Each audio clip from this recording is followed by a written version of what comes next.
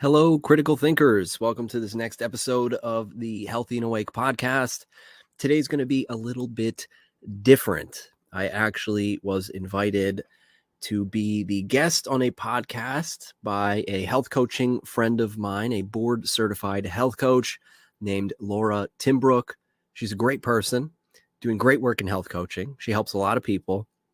And we had a really cool conversation about persuasive marketing and influence. And I must have used the word propaganda 10,000 times. But I think you're really going to enjoy this one because it's not just me talking alone here like most of these episodes. It's very conversational. She has a lot of good things to say in this episode too. And we even have more coming up. So I'm going to be on her podcast again, talking about cold exposure, cold thermogenesis, and the health implications of that. So that'll be a lot of fun. And her podcast is the Shift Health Coach Podcast. She just rebranded. So please check her out. Make sure to subscribe to her show. I'm going to put the link in the show notes and I'll leave it there. So enjoy the show. Have you ever listened to a commercial and bought something wondering what the hell you were thinking a few days later? This is because the power of psychology, which influences our decision-making. Corporate marketing knows this, and they often use it to influence how we purchase. In this episode, we're going to discuss how marketing influences our decision-making and how we can harness that power to create healthier habits to improve our overall health. Today, we have special guest with us, Mike Vera. Mike Vera is a national board certified health and wellness coach with a bachelor's degree in psychology from Temple University and a master's degree in exercise science and health promotion. With a concentration in sports psychology and performance enhancement, Mike has a wealth of knowledge and experience in the health and wellness field. In addition to his work as a health coach, Mike also serves as a research lab manager in cognitive psychology at Penn State University. Mike is also the owner of Red Pill Health and Wellness. Mike helps individuals wake up to better health by guiding them to tap into their untapped potential. Well, thanks, Mike, for joining us on the Shift Health Coach podcast. I'm really excited to have you here today. I think, we just had the episode released on the Go Low diet review, and we were talking a little bit about marketing and how strong that can kind of grab a hold of us and creates this kind of this whole whirlwind on, what's healthy, what's not. And we're going to talk a little bit about that today. So I want to give you the opportunity to say hi, everybody. And if you want to tell them a little bit about yourself. Sure. Well, thank you, Laura, for having me here today. I do appreciate it. Hello, everyone. My name is Mike Vera. I do all things health coaching. So I health coach with individuals, with groups. I talk to health coaches. I talk to companies about health coaching. So I'm fully in it, and it really is my passion. I love trying to influence the world in my own way to be a healthier place, a more mindful place, and that's really a part of my life mission. Yeah, awesome. And I just want to let everybody know that I know a lot of times we talk about health coaches and making sure health coaches are board certified. Both me and Mike are board certified. It's actually how I met Mike, through the board certified forum. So I think that's really powerful when we're talking about health coaching and that, making sure we're qualified, because a lot of health coaches, the strong suit of the health coach is on that behavioral change. And I know that's something that we kind of both agree on. And that's a good way to market health coaching too, which is, I think, appropriate to the conversation. Yeah, absolutely. One of the things when it comes to, health coaching and anybody that's really looking to make those health behavioral changes, the first thing everybody goes through is Instagram, Google. We're always listening, or, maybe you're listening to the Joe Rogan podcast. I know I have so many people that often ask me about athletic greens. Tell me about athletic greens. And it's because it's basically advertised on just about everybody's podcast. And I know when we were initially having that conversation, you were talking about persuasive marketing because you have some background in this. So you want to give some information about that? Sure. I mean, originally my background is in psychology. I've done some research in cognitive psychology as a research lab manager. So I've worked with a team, and I've been absolutely obsessed with the idea of the propagation of ideas. So propaganda, which is, arguably the same as marketing. And so when I talk about this sort of thing, you might hear me use that type of language a lot. So I've studied this in an academic sense. I've written reports and I've done plenty of research on people like Edward Bernays, who is the father of modern propaganda and marketing and public relations. And then also as a health coach, I actually get to apply some of my psychology knowledge to helping people change their own behavior. Because of course, as health coaches, we don't say, hey, this is what you should do. Here's your homework. Do this. This is how you're going to change yourself. That's not how it works. It's really like a dance or a wrestling match or however you want to look at it. There is some influence involved in what we get to do as health coaches. And I like to think of it as we use those powers for good. Right? Because you hear this idea of propaganda, or some people, even with marketers, they look at this sort of thing as possibly bad or manipulative. And really, they're just tools and tactics and strategies to create an outcome, right? This idea of influence. But, we get to use those things for, I think, a higher purpose, a good reason. I think most people would agree. Yeah. And I think it's interesting, I think so many of, I've been hearing the word propaganda a lot. And I think it's a lot of it on the Russian war right now is because you're hearing it from the negative side. But, it's interesting when we look at health products. It's very hard. And this was one of the reasons why I originally started the Outspoken Nutrition podcast 3 years ago. It was because how do we break free of that misinformation? We were talking about the Go Low diet last week and how it was really positioned to be these amazing supplements. And it really came down to the diet, and the supplement was just like the sprinkle on top, but yet when you talk to people, they only know the Go Low diet as these supplements and not this actual lifestyle change that you have to make, which as health coaches, we know if you're going to have any sustainable change, it has to be a lifestyle change. And, I know you were talking so much about, some of the things that misinformation that we're given when it comes to products and how it's marketed. Can you kind of give us some information about that? Sure. I mean, so with what you described, I'll be honest, I don't know about this company in particular, but many of these types of companies use propaganda tactics to appeal to people.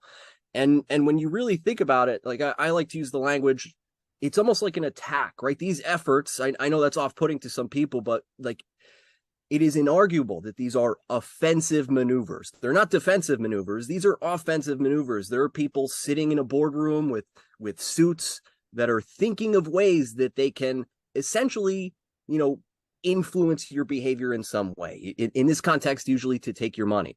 So they're not putting together logical arguments. It's not like, hey, this is you have this exact problem and it'll fill this need in X, Y, and Z way. It's very often a coordinated campaign to usually mess with your emotions a little bit, right? So, and especially with something like supplements, I mean, that appeals to the idea of how hard and challenging it can be to live a healthy lifestyle. So let's appeal to the idea that this one type of supplement would be a quick, easy fix. It's the answer to all your problems. You pop these pills, then you don't even have to worry about changing your diet and adding things and exercising. So I think it's important to think about the idea that there are groups of people or groups of institutions that sit around and these departments spend all day thinking of ways to influence you towards some direction. And with these types of companies, that can include everything from, advertisements would be the most obvious, but they go as far as inserting narratives into TV shows or movies. They use social pressure campaigns like MLMs, the multi-level marketing. That's propaganda. That's like a form of social pressure. So they're very creative. They're very aggressive and ambitious, and ultimately it's up to the individual to decide if this is right for them. Does this fit with my goals? And really, as a health coach, that's all I'm interested in is helping to wake people up to this idea that they might be under some influence, and all it really takes is just making some conscious decisions about the information that might be in front of them. That's a really good point. And it's interesting as you talk about, that social aspect of it. I mean, last month we saw that at a head when the Liver King kind of all of that fell apart because, Yeah. Here are people that really, he had a good connection to the male population, like being that masculine, that tough outer front and saying I could be, 30, 40 years old and still have this muscle mass that I know a lot of times guys are very concerned of as they age. And you see this and it's like, oh my goodness, I have to just eat raw liver and elk testicles and all of this will be great. And, when that veil is pulled back and you realize, no, he was really juicing pretty hard.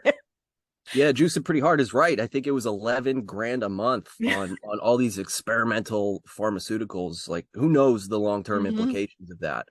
And the unfortunate reality is that there are vulnerable people out there who don't know any better, young men like myself who just might trust this guy for whatever reason, the appeal to authority.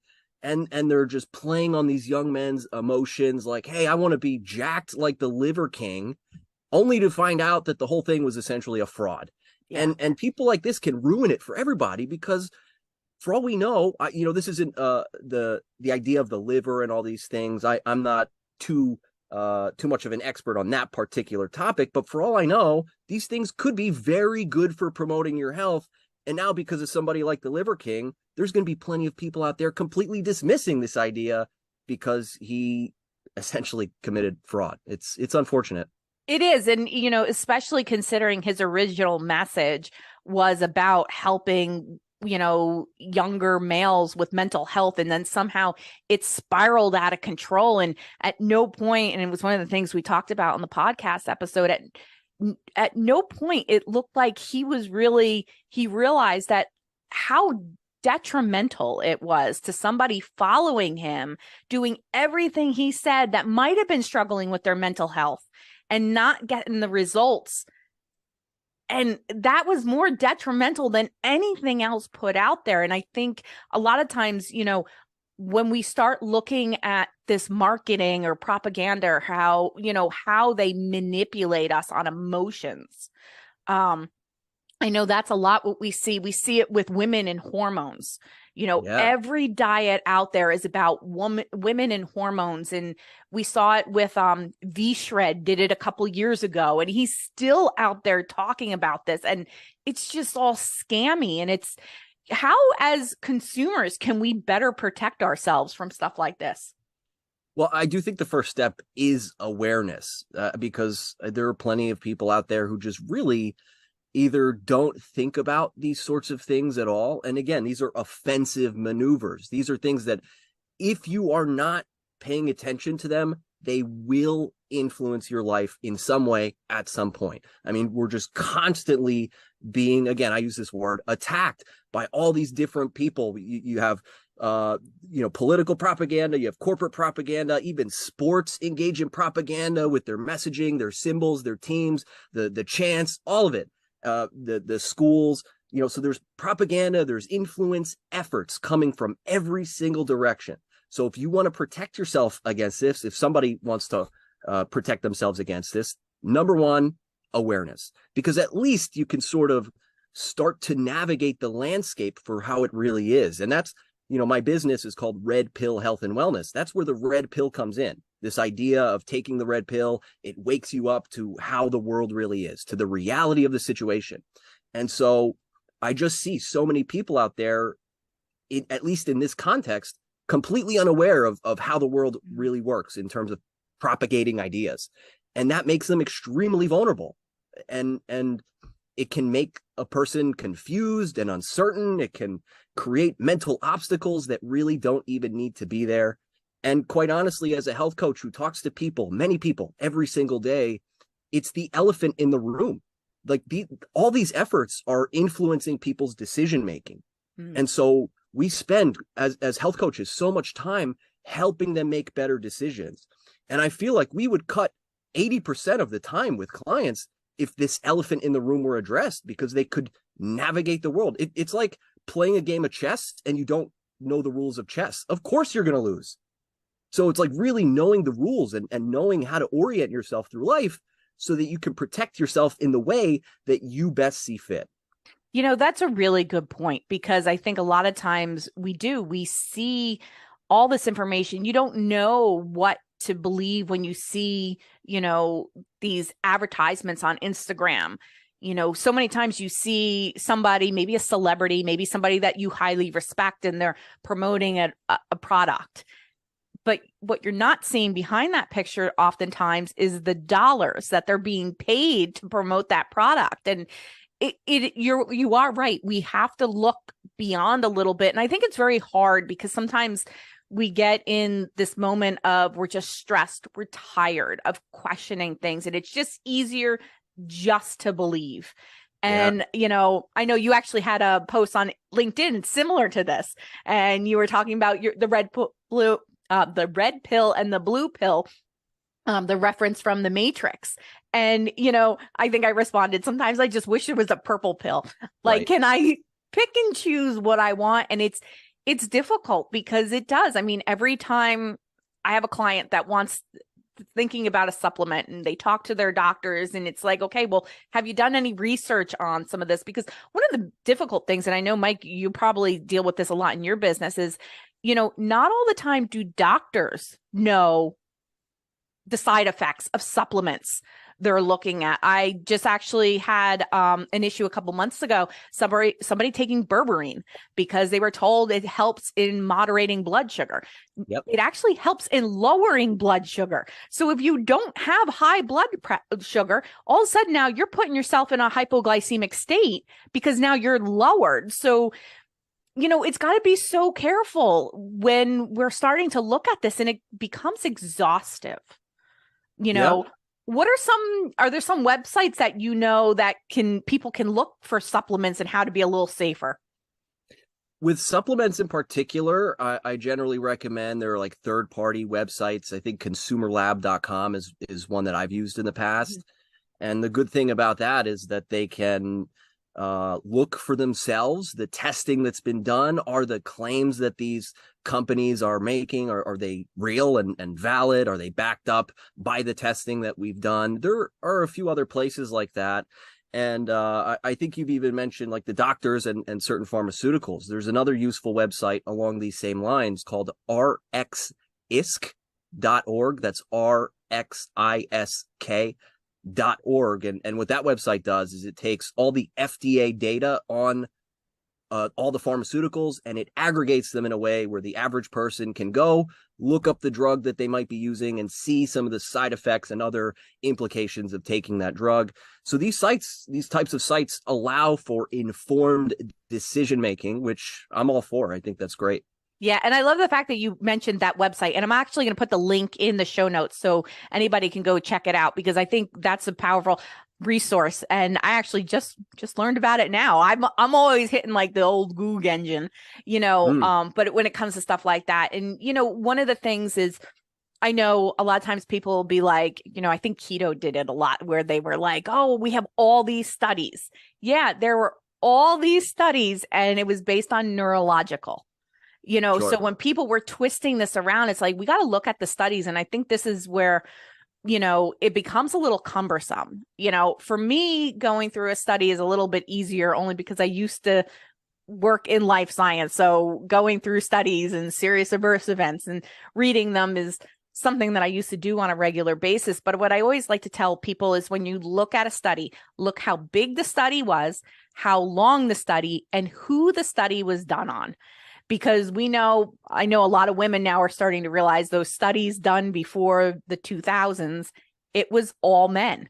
It was not very often they were run on women. So when they're saying all these numbers for women, and women are trying to figure out why this diet, why this supplement, why this isn't working, well, because it was never tested on you. So we're starting to realize that. But, companies are getting a little bit smarter now. They're doing it a little bit better. But it's interesting things that, we have to look at. And I like the idea, what you were saying. So I want to go back a little bit with the social media aspect, because I think this is one of the areas that people are getting hit a lot on. What are some of the different tactics that you see happening a lot? Well, I think even before the tactics, I would get into this idea that social media is an environment. Our environment affects our behavior.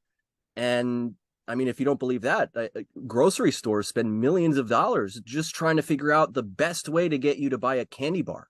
And I mean, if that much effort is going into something that simple, well, I think it would behoove the individual to be mindful of the environment in which they spend the most time. And nowadays, that environment is social media, whether that's Facebook or LinkedIn or wherever. And so it's, there's no easy answer to this sort of thing. The answer is just to be aware and to be careful. And, I guess ideally, if you want to completely eliminate your exposure to influence campaigns, the best answer would be to not use it. But in today's day and age, how practical is that really? Especially speaking here as a health coach who runs an online business. That's simply not an option for me. So in terms of tactics being used, ultimately, I think the biggest thing worth paying attention to is coordinated efforts. So like one thing here or there, like a single Facebook ad, yeah, maybe that'll have an effect. But I mean, the really aggressive people, the really motivated organizations, let's say, they'll pay people to, like, in a coordinated fashion, spread the like keywords and types of messaging in like forums that you hang out in, especially the more specific you get. So if I'm trying to influence somebody, it's like, let's say I'm trying to influence a large group of people to dye their hair blue, right? Like, and a silly example, I would pick specific spots in the internet where people are already susceptible to that idea. And I would construct my messaging in a precise way to appeal to the emotions that they might be feeling. And then, like, eventually you get some momentum, and then you can leverage social pressure from the people that are already doing it. This is why people pay influencers on social media to propagate messages. And it really works. Look at Logan Paul, who just, like, he's had young kids flooding Aldi's to buy these energy drinks. And this, it happens all over the place. Mr. Beast, same thing with his chocolate bars. So these are very, very powerful campaign tactics, influence tactics that are being used online, some of which are more overt than others. The overt ones, you don't have to worry about as much. It's the very low key ones that you especially have to pay attention to. But I'd like to add one more thing. It's an environment that you have some control over. So you can curate your feed in a certain way. If I'm trying to make $1 million, let's say that's my goal for the year, well, I can flood my social media with people talking about how to make money. I could put images of money, music that makes me think of money. I mean, these are the tactics that companies are using to get you to buy certain things. So I see no reason why we can't use those sorts of tactics on ourselves to produce a deliberate, intended, specific outcome for our own benefit instead of the benefit of some company, right? I love that you just brought that up, because that intention, that, mindset where you're talking about, if you wanted $1 million, flood your feed with $1 million. And I think that's really powerful, because what we were talking about on the negative side of it, let's flip that around and look at the positive side of it. We can potentially use that for our own benefit. And it's funny. I actually had a friend that used to work at ShopRite, and she used to learn about product placement. And I remember her telling me about it. And it is so interesting how much research and money goes into product placement and how things are placed on shelves. But yeah, it's the candy bars at kids level. So at the checkout, because my kids were always grabbing a candy bar, and it's stuff like that. But, the idea that we can use it for our own good instead of always using it for, negative and feeling bombarded. And, it was interesting when you were talking about, that social pressure and having to do that. One of the things that came to mind is if you keep seeing an ad and it's over and over again, I think that's the kind of thing that you have to think and question. Like, why am I being targeted for this? And what's going on? Because I know that's exactly how that whole GOLO thing came up, because it's constant on TV all the time. And, when you're dealing with a generation, their target market is like 45 and up. Well, a lot of them are still watching TV. They're not necessarily on Instagram as much. And it was interesting because when I started looking into it, I'm like, that's why they're on TV and they're not on Instagram. Yeah. Because it's who they're targeting. And it's funny because the people that have brought it up to me were all in their like 60s, or there was somebody in their 70s. And they were like, well, what about this weight loss product? Will this work? So it's interesting on how that's being targeted. Do you have any of your clients actually using kind of a propaganda to help them a little bit on hitting goals? Well, I think everything that I talk about in terms of the propaganda tactics that institutions might be using, I really believe that in a sense, all health coaches use these, because when you really break things down fundamentally, the tactics that these institutions are using are inherently tied to some aspect of your cognition or your psychology or your decision-making process, those sorts of things. So for instance, you mentioned like the ad that appears multiple times. Like, why would that be? I could tell you it's because of the availability heuristic or the availability bias. There is a mechanistic tendency in the brain to, if I'm already thinking about something like diet and making changes to it, well, they've targeted me in that category. I have a tag. And so they're trying to appeal to whatever's available in my head. So that's just how we work as humans. It's for anyone interested, look up the availability bias. We use it all the time. And that's what advertisers are spending all that money on. So for the question, like, in what way might I use propaganda tactics with my clients? Well, I would encourage them to use it on their own. And so, first, earlier I mentioned being aware, self-examination. Anytime you buy something or do a health behavior or really behave in any way, it might be worth asking the question, why am I doing this? Is it because I came up with the idea, or am I being influenced? So that's like step one, is figure out how you're being influenced so that you can specifically change, like, however that influence is working on you. So like I said, to propagandize yourself might include curating a social media feed. It might include changing the environment in your home. It might include completely changing the music you listen to, the people you hang out with, the things that you watch. It's really just changing the things that you are exposed to. And to use a specific example, if you make your house as comfortable as humanly possible, what are the odds really that you'll want to exercise in your house? If it's filled with pillows and the comfiest couch in the world, and there's, if it's just like a fluffy, comfortable environment, there's not going to be a lot of challenge there, or you're just not going to want to work out. Mm-hmm. So if you want to work out, you might say to yourself, let's get rid of the pillows. Let's put some weights in every corner of the house. This is what I do. Right? Have weights in every corner of the house. And it actually makes it easier. It appeals to that availability bias because the weights are just there. It's easy to make the decision. I'm constantly exposed to the weights, seeing them in my visual field. So it's really just like taking complete control. And that's what not only I try to help people with, but really all health coaches try to help people restore their own power, potential, and control. At least a good health coach.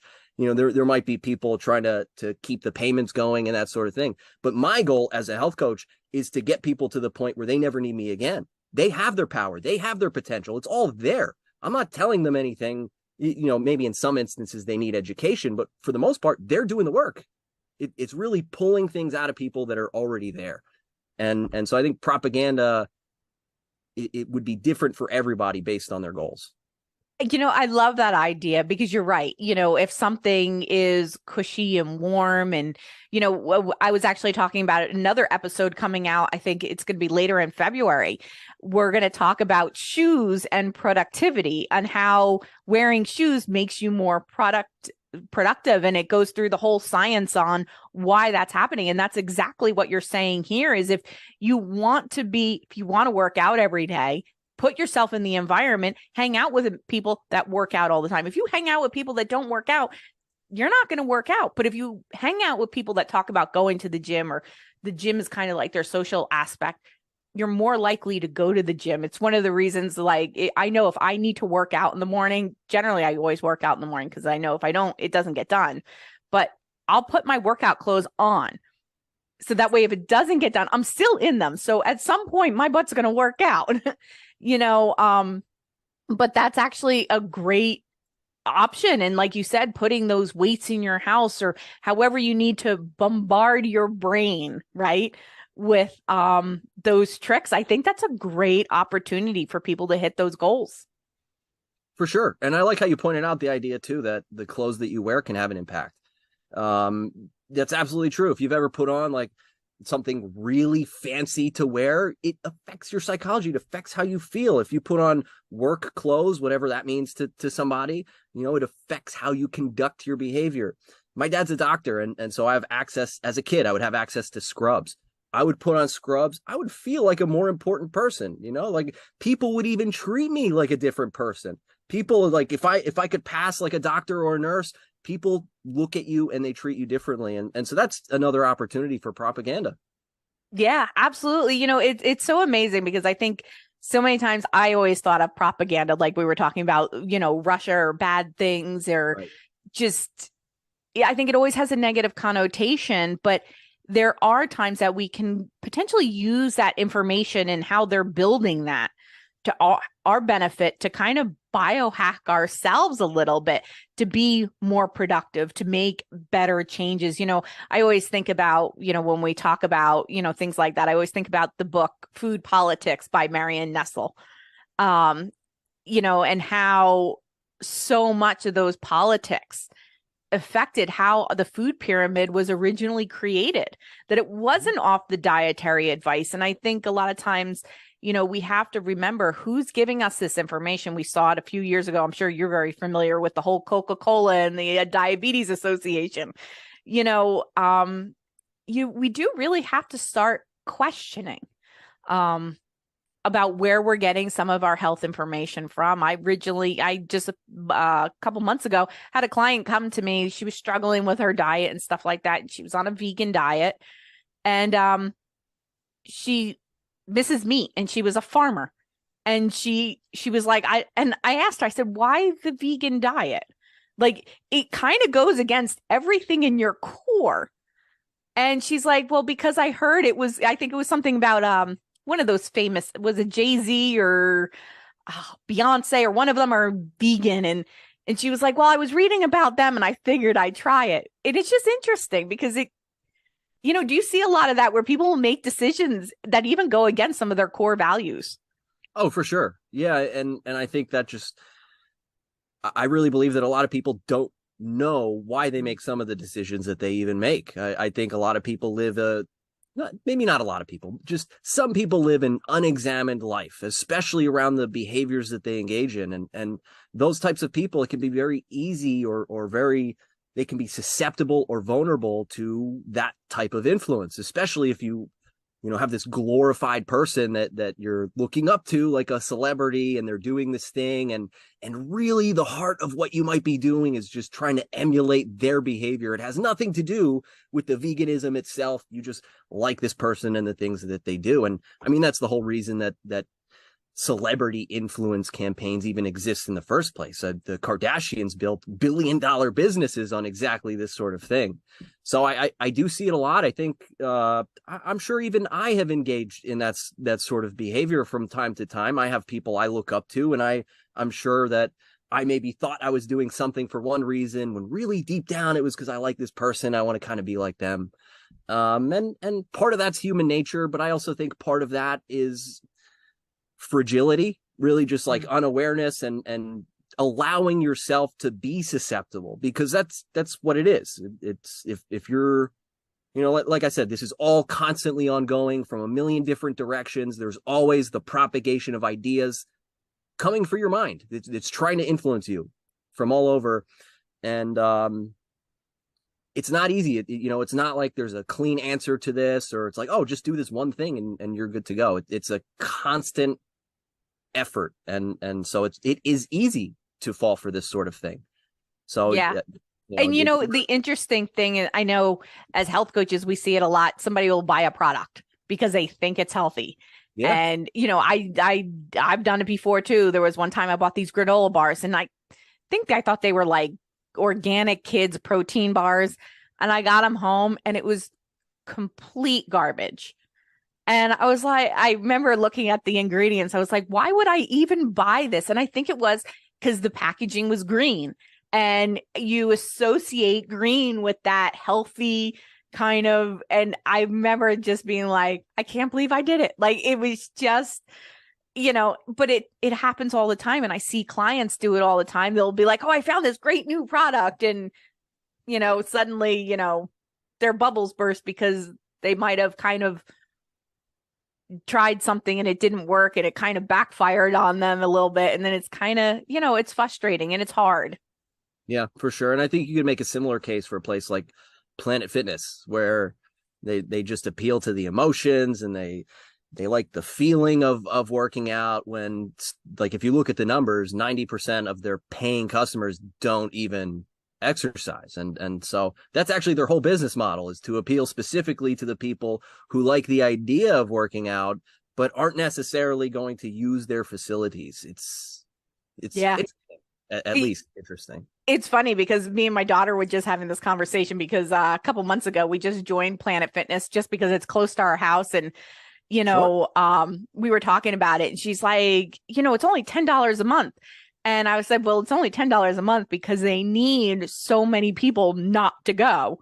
And she's like, why would you want to have a business where, and it was interesting because we had this whole conversation because she was wondering, she's like, well, why don't they have this equipment there or that equipment there? I'm like, because they don't want you there. Right. Exactly. And if people actually use their membership, it would be detrimental to the daily functioning of their business. If all of a sudden all of their paying members actually showed up, that probably would not be a good thing for them. Yeah. And it's funny because that you say that we haven't gone for like the last 2 weeks because it's been so busy and there's not enough showers for all the people working out. And I was like, listen, if we go, you might be late to school because we go first thing in the morning. So I was like, we're just going to work out at our gym at home. But it's funny because that was one of the things we thought about. And, that got us on the whole conversation of why don't they have, like, why wouldn't you want to have enough showers for your people? Because they don't want your people there. Yeah, for sure. And I do want to be clear, like, I've had a membership for Planet Fitness too. It can be useful. And everything I say here is not at all, or I should say, none of what I say here is coming from a place of judgment or anything. I'm a trained health coach. I'm a professional health coach, right? I'm not judging really anyone for doing anything or any of that. I'm simply stating that the way things are, this is the reality of the world, that the propagation of ideas happening constantly. It's always influencing us. It is what it is. And it's up to the individual to determine how to best conduct themselves to account for that. I think that's absolutely so powerful because there's so many times that we do things and we don't understand why we do them. And, we should probably be questioning a little bit more, especially if it's something outside of your realm of normal. Why am I wanting to do this? Or why am I looking at purchasing this? We all know Facebook, even though they tell us that they don't track us, we know if we say something, suddenly it's going to be in our ads, even if you weren't using your phone or you even did the Google search. I swear, sometimes they can read minds. Oh yeah. Read minds, listen to us. Something's happening. Yep. But it's interesting. It's very important that we do take ownership of our health. And I think as a health coach, that's what health coaches need to support, is having somebody taking ownership of their own health and not just kind of blindly trusting. If you're taking something, look into it. Even if it's something doctor prescribed, talk to your pharmacist. I think a lot of times that's an underutilized option. If you have any questions, if you're already taking another drug, there's oftentimes I'll ask the pharmacist of something new that I've never used before and be like, hey, am I okay to take this with such and such? Because a lot of times they're the ones that are going to know, not necessarily the doctors. Absolutely. And that's an outstanding point, because I have two thoughts here. One of them is doctors are the target of propaganda. There is such thing as medical propaganda. There's an excellent book called Pharmageddon by Dr. David Healy That's outstanding to explore this topic further. But even more than that, another thing you touched on is like question it, even if it's from your doctor. I would say absolutely, especially if it's your doctor, especially if it's from someone who you might find yourself unquestionably trusting, or if it's like an idea that you've already had and you never really explored it. It's kind of just been sitting there in your head, especially if you find yourself trusting. Skepticism is healthy. I'm not saying, be a paranoid maniac questioning everybody who ever says anything to you. That's not healthy either. But skepticism is absolutely healthy because it can prevent you from making wrong decisions. Yeah. And I think that's a good point because, you think about it. If you go out to buy a car, how many people are researching what car they're buying, what the gas mileage is, all of these things, but not all the time are we doing it for other things that can actually have a bigger health effect on us. And I think it's important that we, have that little skepticism in us to take a look. And I like the fact that you brought up the not to, go overboard with everything, because then that builds stress and distrust. And then that's a whole nother issue and a whole nother episode, right? Sure. But it is important that, second opinions, I'm a big fan of a second opinion. If you get something and it just not sure about it. And the same thing with health coaches too, right? If you're hiring a health coach and you might do that free 15-minute consultation, you know what? Do it for a couple different health coaches. Yep. Really find that one that you connect with. I tell people oftentimes, health coaches are like hair stylists. Just because one's good, it doesn't mean that one's going to fit you. You have to kind of feel out who's going to be the best fit. And I think, any level of that where you're doing your own research, you're advocating for yourself is really important. And that's, I think, especially true with the difference between board certified health coaches and non, because we go through a lot of training and you and I, we have a lot of experience. We know how to navigate this sort of thing. Whereas I've worked with a lot of people who claim to be health coaches. They're not board certified. And really what they're doing is, and again, this isn't coming from a place of judgment, but they have their agenda, they have their views, they have their passion. And it's really more of a consultation sort of thing. It's like, hey, this is what I believe, or this is what I've done for myself. Let me tell you how you can do it. And of course, as health coaches, that's not what we do. We have to relinquish our agenda and allow the client or the member, the person we're working with, to express their agenda, and then we help them get there. That's an excellent point, because a lot of times too, if you're not a board certified health coach, when you're looking at hiring a health coach, some of those health coaches, they represent supplement companies. Yeah. They might be a member of an MLM company. And it's really important. I always tell somebody, if you're looking at a health coach and they come with a diet or a supplement plan, they are not a health coach.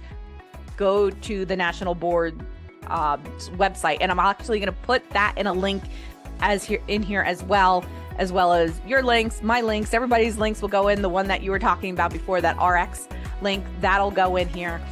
Because I think, again, taking that ownership, taking that power is great. So if somebody wants to get in touch with you, Mike, how can they get in touch with you?